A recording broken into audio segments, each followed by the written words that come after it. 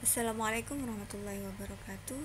Pada kesempatan kali ini saya akan menjelaskan pembahasan soal review hukum termodinamika yang saya tugaskan di Google Classroom pada hari Rabu yang lalu. Pertama, saya ingin mereview kembali terkait macam-macam proses dalam termodinamika.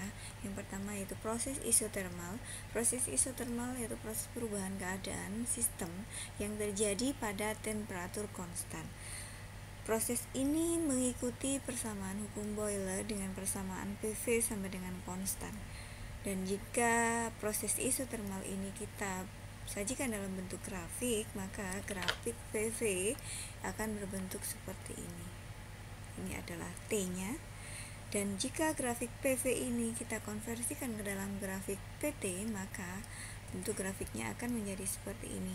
Karena yang konstan adalah suhu, sehingga jika ada perubahan tekanan, suhunya akan tetap konstan pada satu garis itu.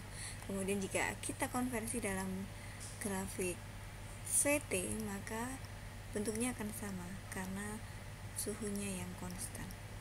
Kemudian proses yang kedua yaitu proses isobarik, di mana proses isobarik ini adalah proses perubahan keadaan sistem yang terjadi pada tekanan konstan. Proses ini mengikuti hukum Charles, sehingga persamaannya adalah V per T sama dengan konstan.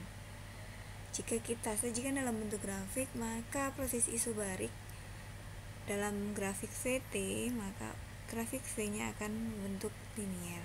Dan jika kita konversi dalam grafik PT, maka grafiknya akan berbentuk lurus seperti ini karena proses isobarik adalah tekanan konstan, sehingga jika ada perubahan suhu maka tekanannya akan tetap.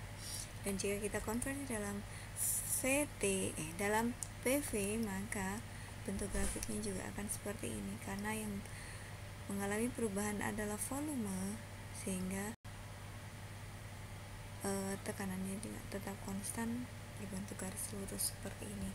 Proses yang ketiga adalah proses isokorik, di mana proses isokorik itu adalah proses perubahan keadaan sistem pada volume konstan yang mengikuti hukum Gay-Lussac dengan persamaan P per T sama dengan konstan. Jika disajikan dalam bentuk grafik, maka proses ini, proses isokorik dalam grafik P dan T, maka V volumenya itu akan berbentuk linier. Namun jika kita konversi dalam grafik VT, maka bentuknya seperti ini karena yang konstan adalah V. Maka jika ada perubahan suhu, V-nya di titik yang sama atau konstan. Dan jika kita konversi dalam grafik PV, maka yang konstan adalah volumenya, sehingga jika ada perubahan tekanan, maka V-nya tetap dalam satu titik tersebut.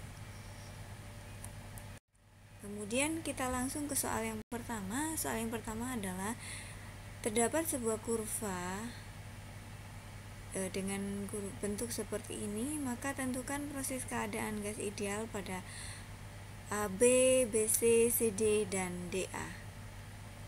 Dan juga gambarkan diagram ini dalam bentuk PV dan VT. Jika kita lihat dalam penjelasan sebelumnya, maka proses yang AB ini merupakan proses isobarik karena berada pada tekanan yang sama, yaitu pada titik A tekanannya P2, pada titik B juga tekanannya adalah P2, sehingga yang terjadi di sini adalah proses isobarik dengan T1 dan T2-nya berbeda. Kemudian pada proses BC, jika kita lihat dari penjelasan sebelumnya, maka BC ini termasuk dalam proses isokorik. Proses isokorik berarti volumenya konstan. Dan pada keadaan CD itu juga merupakan proses isobarik karena P-nya sama atau konstan.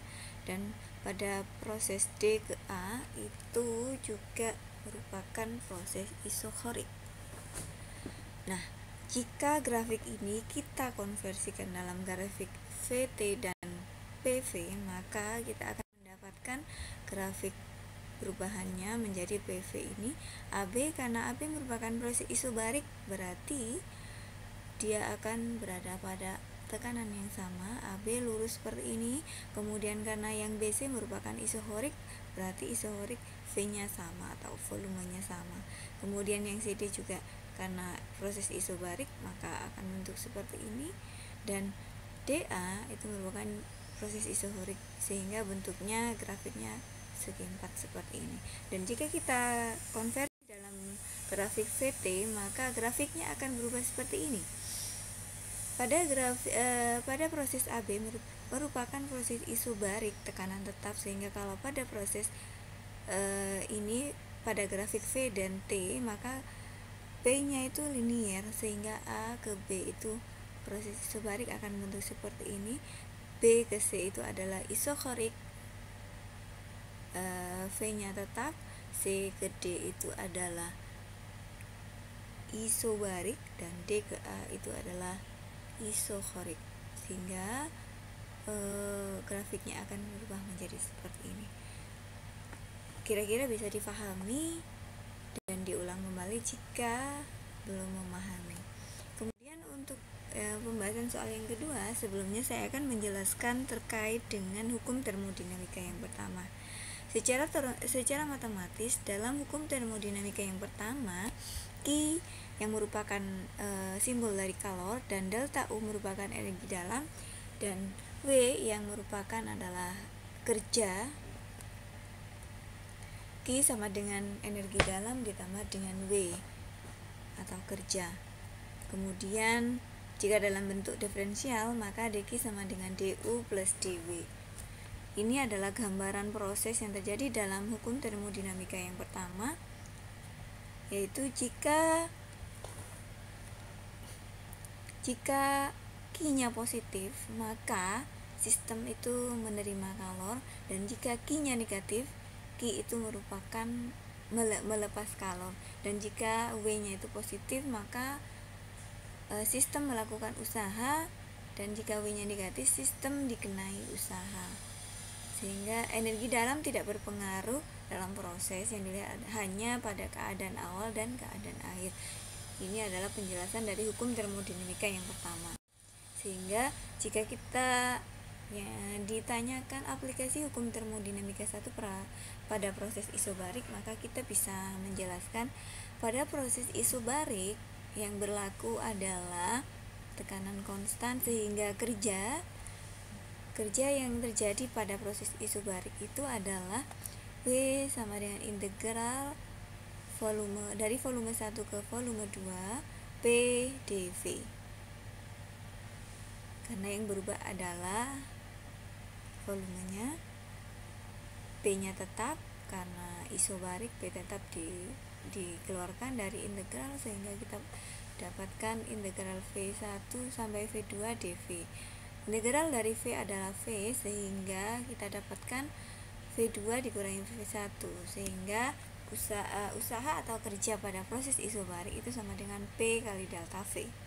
Sehingga aplikasi dalam hukum termodinamika 1 pada proses isobarik, maka kita masukkan bahwa W itu sama dengan P plus P kali delta V, sehingga kalor sama dengan delta U energi dalam ditambah dengan W yang di dalam bentuk P kali delta V. Kemudian aplikasi hukum termodinamika 1 untuk proses adiabatik. Untuk proses adiabatik, proses di mana tidak ada energi berupa kalor yang masuk atau keluar dari sistem, sehingga Q atau kalornya itu sama dengan 0. Jika Q sama dengan 0, maka kita dapatkan hukum termodinamika yang pertama, yaitu Q sama dengan delta U plus W. Karena Q-nya itu sama dengan 0, maka kita masukkan di sini 0, sehingga delta U itu sama dengan min W atau energi dalam itu sama dengan negatif dari usaha atau kerja.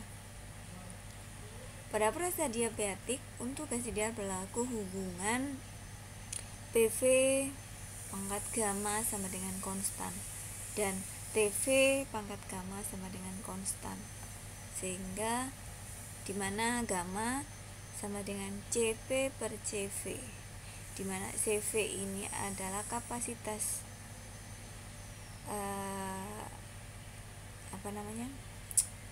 kalau jenis pada tekanan tetap dan kalau jenis pada volume tetap. Gamma biasanya untuk gas ideal non-atomik diketahui 1,67, pada gas ideal diatomik gamma sama dengan 1,4 dan gas ideal triatomik 1,29. Berlaku untuk terulang. Pembahasan pada soal yang kemarin sudah selesai. Semoga bisa dipahami dan kita bisa lanjut ke materi selanjutnya. Assalamualaikum warahmatullahi wabarakatuh.